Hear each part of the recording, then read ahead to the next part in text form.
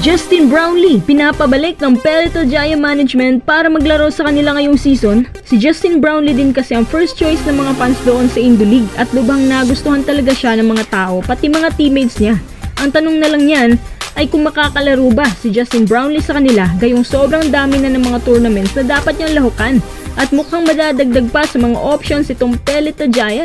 Higit sa lahat, malapit na rin magsimula ang Governor's Cup. Tara, pag-usapan agad natin.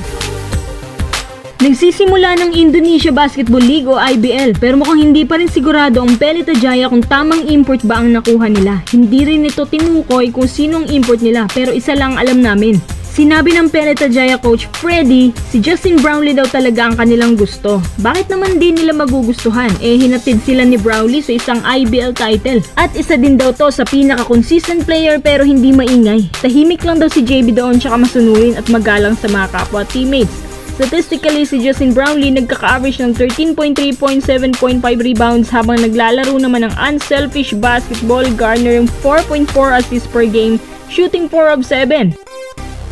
Kung nagtataka kayo bakit medyo mababang average output ni JB kumpara sa PBA, syempre, hindi lang naman si JB ang import doon. Nandyan din si KJ McDaniels at Dickie James na makakahati niya sa minuto. Dahil nga maraming imports ang IBL, kaya si JB naglalaro lamang ng 29 minutes playing time, depende sa sitwasyon.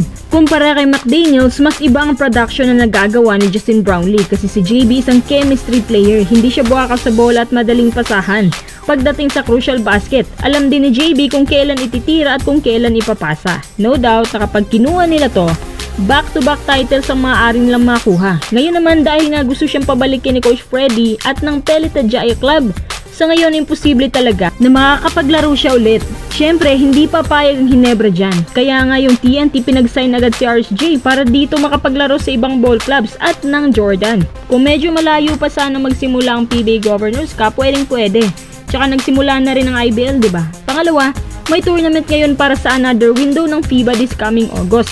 Kaya wala rin. Lalong-lalo na si JB may edad. Kapag sa edad niyang yan, 37 years old tapos ginajuggle pa ang ganun karaming schedule, mas mabubugbog siya. Ayon kay Coach Tim, hanggat kaya ni JB sa Ginebra, hindi daw nila ito papalitan. Pero darating din naman ang pagkakataon na magiging reserve na lang si JB para sa national team at hindi na maglalaro sa PBA dahil nga sa kanyang edad. Hindi na magtatagal, magsuslow down talaga siya at eventually magre-retiro.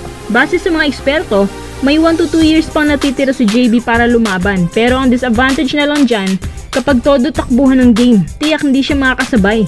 Ang tendency, mas lalabas pa ang mga injuries at matagal nang makakabalik sa game. Ito din ang dahilan, kaya na-outduel siya ni RSJ sa 1-on-1. Pero kung prime to prime yan, naku, ibang usapan. Kapansin-pansin din na binabawasan ng Ginebra ang kanyang minuto dahil sa pagka-dehydrate at madaling mapagod. Pero ang numbers niya sobrang dambuhala pa din. Siya pa rin yung tipo na hindi mo dapat iwan kasi kaya pang umambag ng up to 25 points per game.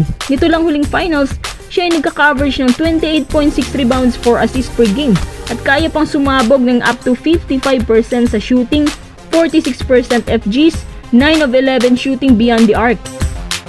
Ibig sabihin, hindi pa talaga ganong tumatanda sa kilos. Kung may mapapansin ka man na injuries, bunga yan ng matinding pagod. Kaya si Coach Tim, wala pa rin plano maghanap ng ibang imports kahit may konting napapansin siya dito na magiging sign para pagpahingahin at parang ayaw rin niyang palitan si JB sa gilas. Medyo ayaw din kasi niya kay Boatwright.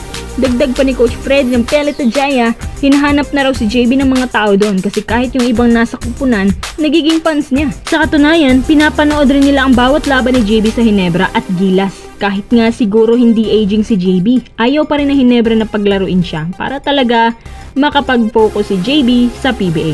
So sorry na lang, Pelita Jaya.